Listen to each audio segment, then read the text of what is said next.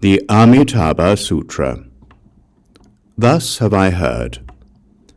Once the Buddha was staying at Jetavana, Anathapindika's park in the kingdom of Śrāvastī, with a great sangha of bhikshus, 1,250 in all. All were great arhats, who the multitudes knew and recognized, such as the elders Śāriputra, Maha-Maudgayayana, Mahakashapa, Mahakachayana, Mahakaustila, Revata, Sudipantaka, Nanda, Ananda, Rahula, Gavampati, Pindula, Bharadvaja, Kalodayin, Mahakapina, Vakula, Aniruddha, and other great disciples like these. Also the Bodhisattva Mahasattvas, Dharma Prince Manjushri, Ajita Bodhisattva, Gandastin Bodhisattva, Nichodukta Bodhisattva, and other great bodhisattvas like these, as well as Sakra Devanam Indra, and innumerable other devas, were all in the great assembly. At that time, the Buddha told the elder Śāriputra, "West of here, passing beyond tens of thousands of millions of Buddha lands, there is a world called utmost bliss.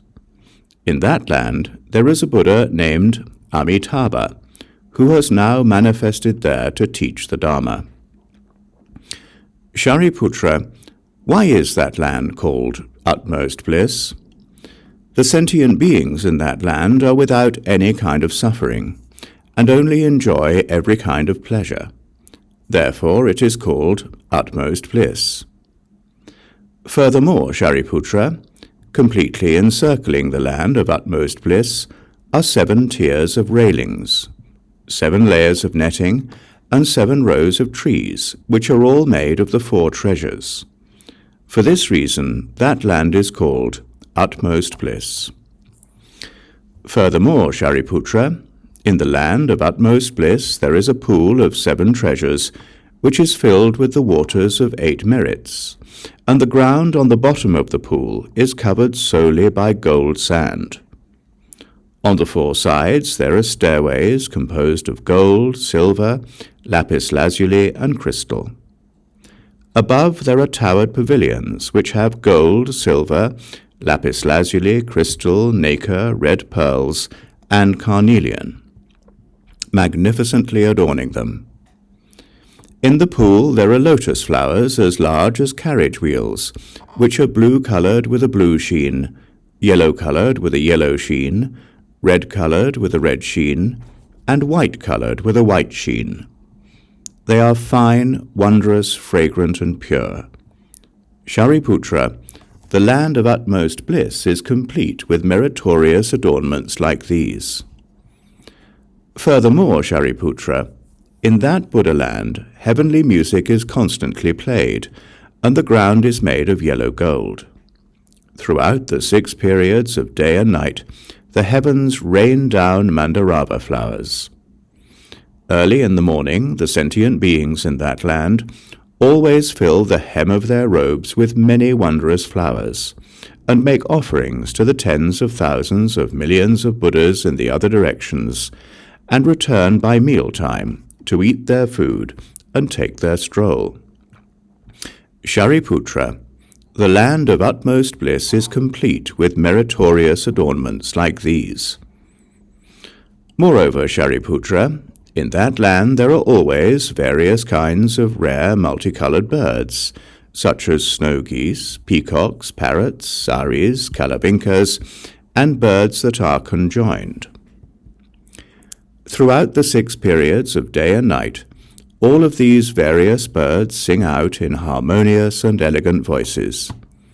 Their voices proclaim the 5 roots, the 5 powers, the 7 aspects of body, the 8-fold noble path, and other dharma like these. After hearing these voices, all of the sentient beings in that land will be fully mindful of the Buddha, the Dharma, and the Sangha. Śāriputra, you should not claim that these birds are actually reborn as retribution for their offences. Why is this? because that Buddha land is without the three evil realms. Śāriputra, that Buddha land is even without the names of the three evil paths, how much more so their real existence. All of these birds are transformationally produced through Amitābha Buddha's intention to cause the sounds of the Dharma to be widely circulated. Śāriputra, when breezes begin to blow in that Buddha land, all of the rows of jeweled trees and jeweled nets will let out a subtle, wondrous sound that is similar to hundreds of thousands of types of music playing simultaneously. When anyone hears the sounds produced, they will spontaneously give rise to a mind that is mindful of the Buddha, the Dharma, and the Sangha. Śāriputra, that Buddha land is complete with meritorious adornments like these. Śāriputra, what does your mind have to say? Why is that Buddha named Amitābha? Śāriputra, that Buddha's brilliant radiance is immeasurable and illuminates the lands of the 10 directions without any obstruction. Therefore, he is named Amitābha. Furthermore, Śāriputra, the lifespan of that Buddha and his people last for immeasurable, illimitable, asamkhya kalpas. Therefore, he is called Amitēus. Śāriputra, it has been 10 kalpas since Amitābha Buddha attained Buddhahood. Furthermore, Śāriputra, that Buddha has immeasurable, illimitable Śrāvaka disciples, all who are arhats, whose numbers are not able to be known. All of the bodhisattvas are also like this. Śāriputra, that Buddha land is complete with meritorious adornments like these. Furthermore, Śāriputra, the sentient beings who are born in the land of utmost bliss are all avaivātikas, and among them are many who will become Buddhas in one more rebirth. Their numbers are extremely vast, and no calculation is able to know them. One could only speak of them in terms of immeasurable, illimitable asamkhyas. Śāriputra, sentient beings who hear this should set forth a vow to wish to be reborn in that land. Why is this? Because they will be able to meet with all of the utmost virtuous people like these in a single place. Śāriputra, it is not possible to obtain rebirth in that land with few virtuous roots or meritorious causes and conditions.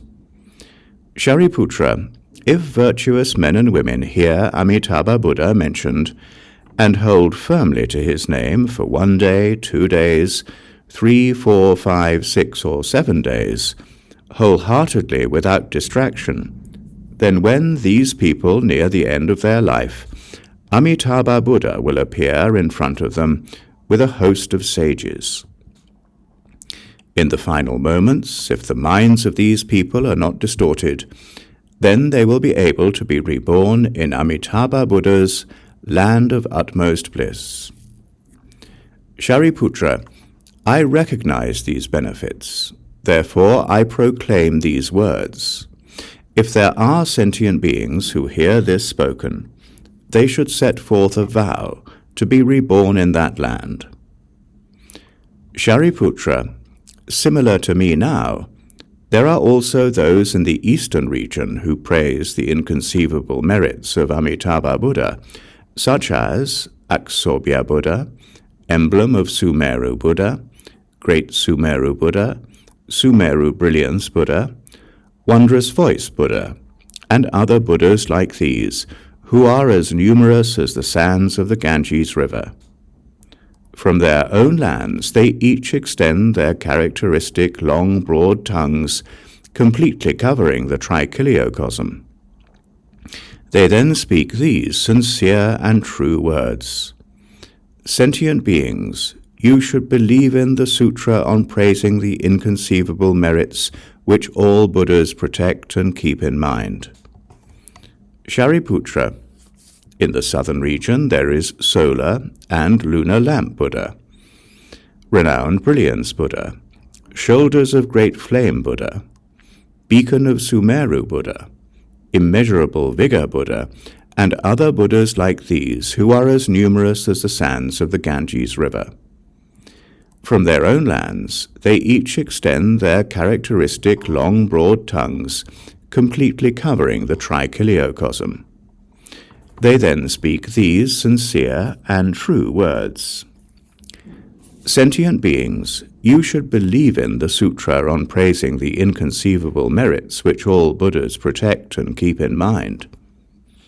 Śāriputra, in the Western region there is Immeasurable Life Buddha, Immeasurable Emblem Buddha, Immeasurable Banner Buddha, Great Brilliance Buddha, Great Radiance Buddha, Treasure Emblem Buddha, Pure Brilliance Buddha, and other Buddhas like these, who are as numerous as the sands of the Ganges River.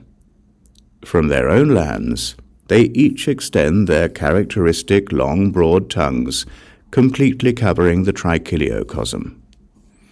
They then speak these sincere and true words. Sentient beings, you should believe in the sutra on praising the inconceivable merits which all Buddhas protect and keep in mind. Śāriputra, in the northern region there is Flaming Shoulders Buddha, Insurmountable Voice Buddha, Unconquerable Buddha, Sunrise Buddha, Net Radiance Buddha, and other Buddhas like these, who are as numerous as the sands of the Ganges River. From their own lands they each extend their characteristic long, broad tongues, completely covering the trichiliocosm. They then speak these sincere and true words. Sentient beings, you should believe in the sutra on praising the inconceivable merits which all Buddhas protect and keep in mind. Śāriputra, in the lower region there is Lion Buddha, Renowned Buddha, Acclaimed Brilliance Buddha, Dharma Buddha, Dharma Banner Buddha, Upholding the Dharma Buddha, and other Buddhas like these, who are as numerous as the sands of the Ganges River. From their own lands they each extend their characteristic long, broad tongues, completely covering the trichiliocosm. They then speak these sincere and true words. Sentient beings, you should believe in the sutra on praising the inconceivable merits which all Buddhas protect and keep in mind. Śāriputra, in the upper region there is Brahma Voice Buddha, Constellation King Buddha, Foremost Fragrance Buddha, Fragrant Brilliance Buddha, Shoulders of Great Flame Buddha, Multicolored Jeweled Flower Adornment Body Buddha, King of the Sala Tree Buddha, Jeweled Virtue Flower Buddha, Discerning All Meanings Buddha, Sumeru-like Buddha, and other Buddhas like these, who are as numerous as the sands of the Ganges River. From their own lands they each extend their characteristic long, broad tongues, completely covering the trichiliocosm. They then speak these sincere and true words. Sentient beings, you should believe in the sutra on praising the inconceivable merits which all Buddhas protect and keep in mind. Śāriputra, what does your mind have to say? Why is it called the sutra which all Buddhas protect and keep in mind? Śāriputra, if there are those virtuous men and women who hear this sutra and receive and retain it, and hear of the name of all the Buddhas, then all of these virtuous men and women are protected and kept in mind by all Buddhas. All of them will attain non-retrogression from Anuttara Samyak Sambodhi. For this reason, Śāriputra, all of you should believe and receive my words, and those of all Buddhas. Śāriputra, if there are those who have already set forth a vow, or who are presently setting forth a vow, or who will set forth a vow, wanting to be reborn in the land of Amitābha Buddha, then all of these people will attain non-retrogression from Anuttara Samyak Sambodhi, whether they are already born, presently being born, or will be born in that land. For this reason, Śāriputra, If there are those virtuous men and women who have belief, they should set forth a vow to be reborn in that land. Śāriputra, just as I now praise the inconceivable merits of all Buddhas, those Buddhas also commend my inconceivable merits, proclaiming these words. Shakyamuni Buddha is able to accomplish extremely difficult and rare feats. He is able, in the Saha land, amid the evil period of the 5 generations, the decay of the kalpa, the deterioration of views, the delusion of the kleshas, the decline of sentient beings, and the diminishing of lifespans, to attain anuttara samyak sambodhi. For all sentient beings he teaches in every world this Dharma that is hard to believe. Śāriputra, you should know, I practiced these difficult feats during the evil period of 5 degenerations, attaining anuttara samyak sambodhi, and in every world taught this Dharma that is hard to believe. This is extremely difficult. After the Buddha spoke this sutra, Śāriputra and all of the bhikshus and devas, humans and asuras of all worldly realms, heard and rejoiced in what the Buddha said, faithfully accepted it. Having made obeisance, they then departed.